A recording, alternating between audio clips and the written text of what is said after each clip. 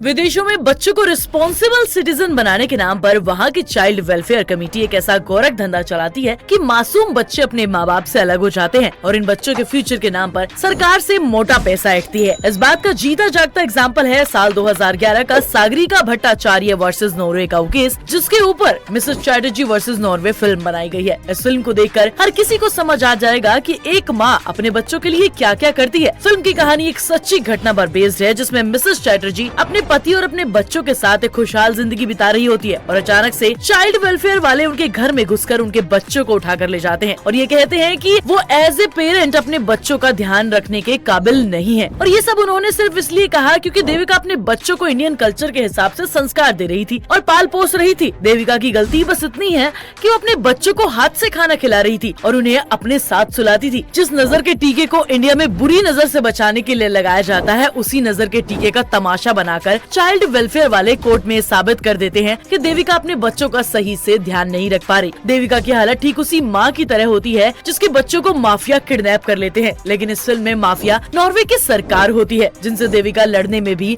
समर्थ नहीं थी। Child welfare वाले जब देविका से उसके दोनों बच्चों को छीन कर ले जाते हैं, देविका कुछ दूर तक उनकी गाड़ी के पीछे भागती है, लेकिन आखिर में एक बेबस माँ की तरह ठोकर खाकर गिर जाती है। लेकिन वो हार नहीं मानती। अपने बच्चों को पाने के लिए देविका पहले नॉर्वे की सरकार और फिर अपने पति से ही केस लड़ती है। ये पूरी कहानी इसी पर बेस्ड है। बेसिकली फिल्म की कहानी तो जबरदस्त है, लेकिन रानी मुखर्जी ने भी इसमें कमाल का रोल निभाया है। अगर मैं ये कहूँ कि पूरी फिल्म ही उनके कंधों पर चलती है तो इसमें कोई भी नाइंसाफी नहीं होगी। विदेश में जाकर नौकरी करना, वहीं सेटल हो जाना न जाने कितने भारतीयों का सपना है और यही सपना देविका और अनुरूप का भी था, जो उन्होंने साकार भी कर लिया था। साल 2007 में देविका और अनुरूप की जॉब नॉर्वे में लग गई थी और दोनों जाकर नॉर्वे में बस गए थे। साल 2008 में देविका पहली बार माँ बनती है जब वो अभिज्ञान को जन्म देती है। अभिज्ञान देविका के लिए बहुत बड़ी चुनौती था क्योंकि अभिज्ञान कोई आम बच्चा नहीं था, उसमें ऑटिज्म के लक्षण थे, जिसकी वजह से वो कई बार गुस्से में खुद का सर जमीन पर पटकने लगता था और खुद को ही चोट लगा लेता था। अभिज्ञान के बाद 2010 में देविका एक और बच्चे की माँ बनती है और इस बार उन्होंने एक बेटी को जन्म दिया जिसका नाम उन्होंने रखा था ऐश्वर्या। ऐश्वर्या को पालना तो फिर भी आसान था, लेकिन अभिज्ञान से परेशान होकर देविका कई बार उसे थप्पड़ भी लगा दिया करती थी। देविका अपने बच्चों को नॉर्वे में रखकर भी बिल्कुल इंडियन कल्चर के अकॉर्डिंग पाल रही थी, लेकिन उसे क्या पता था कि नॉर्वे की सरकार इस बात की इजाजत नहीं देता है। नॉर्वे के चाइल्ड केयर नियमों की वजह से बहुत लंबा इतिहास रहा है कि यहाँ के बच्चे माँ बाप के हिसाब से नहीं बल्कि यहाँ की सरकार के हिसाब से पाले जाते हैं। इस देश के नियम और कानून बहुत सख्त हैं और इन्हीं कानूनों में से एक कानून है चाइल्ड वेलफेयर को लेकर, जिसमें अगर कोई भी कपल वहाँ के नियमों का पालन नहीं करता है तो सरकार उसके बच्चों को छीन कर उन्हें चाइल्ड वेलफेयर सर्विस टीम को सौंप देती है और यहाँ बच्चे तब तक रहते हैं जब तक कि वो 18 साल के नहीं हो जाते। जब मिसेस चैटर्जी के बच्चों को वेलफेयर वाले उठाकर ले जाते हैं तब सबसे पहले वो नॉर्वे की सरकार से भिड़ती है, लेकिन इसका कोई फायदा नहीं होता और वो इस लड़ाई में अकेली थी क्योंकि उस समय उनकी फैमिली और उनके पति दोनों ने उनका साथ छोड़ दिया था। लेकिन एक दुखी माँ उस घायल शेरनी की तरह होती है जो एक बार में ही अपने शिकार का काम तमाम कर देती है। इस फिल्म में मिसेस चैटर्जी का सामना इंडिया की सरकार से भी होता है, जहाँ वो कहते हैं कि इन गोरों को लगता है कि कल्चर सिर्फ इन्हीं के पास है, हम सब बेकार है। नॉर्वे से धोखा खाने के बाद मिसेस चैटर्जी ने दर दर की ठोकरें खाई और धीरे धीरे ये केस मीडिया में आ गया, जिसमें भारत के लोगों ने भी मिसेस चैटर्जी के पक्ष में प्रदर्शन किया। आखिर में नॉर्वे की सरकार बच्चों की कस्टडी बच्चों के चाचा के हाथ में दे देती है और चाचा उन बच्चों को लेकर दिल्ली आ गया। नॉर्वे की सरकार से लड़ने के बाद अब अगली लड़ाई देविका की उसी के घर वालों से थी। बच्चों के जाने के बाद देविका और अनुरूप के रिश्ते में खटास सी आ गई थी और दोनों का तलाक हो गया, जिसके बाद अब कानूनी तौर पर बच्चे देविका के ससुराल वालों के पास थे। एक बार फिर देविका ने अपने बच्चों को पाने के लिए वेस्ट बंगाल के बर्धवान चाइल्ड केयर कमेटी में पिटीशन फाइल की, जिसमें उन्होंने अपने ससुराल वालों पर आरोप लगाया कि वो उन्हें बच्चों से मिलने नहीं दे रहे। अपने बच्चों के साथ एक लंबी लड़ाई लड़ने के बाद साल 2012 में देविका को अपने बच्चे फिर से वापस मिल गए। मिसेस चैटर्जी वर्सेस नॉर्वे की ये कहानी सिर्फ देविका की ही नहीं है। ऐसी एक गुजराती फैमिली से जर्मनी की सरकार ने भी उनकी बच्ची छीन ली थी क्योंकि उन्हें लगा था कि वो फैमिली अपने ही बच्चे के साथ असॉल्ट कर रही है। नॉर्वे में तो चाइल्ड कस्टडी के नाम पर एक गोरख धंधा चलता है, जिसमें इमिग्रेंट के बच्चों को उनसे छीन कर फॉस्टर में डाल दिया जाता है। अब सवाल ये है कि ऐसा आखिर क्यों किया जाता है। वैसे तो वहाँ की सरकार का कानून है कि माँ बाप अगर अपने बच्चों की देखभाल नहीं कर पाएंगे तो उन्हें एक सफल नागरिक बनाने के लिए उनसे छीन लिया जाएगा, लेकिन इससे अंधा पैसा छापते हैं और इन्हें चलाने वाली संस्था जो बच्चों के नाम पर सरकार से मोटा पैसा छापती है। साल 2011 की एक रिपोर्ट के अकॉर्डिंग एक साल में 1500 बच्चों को उनके माँ बाप से छीन कर उन्हें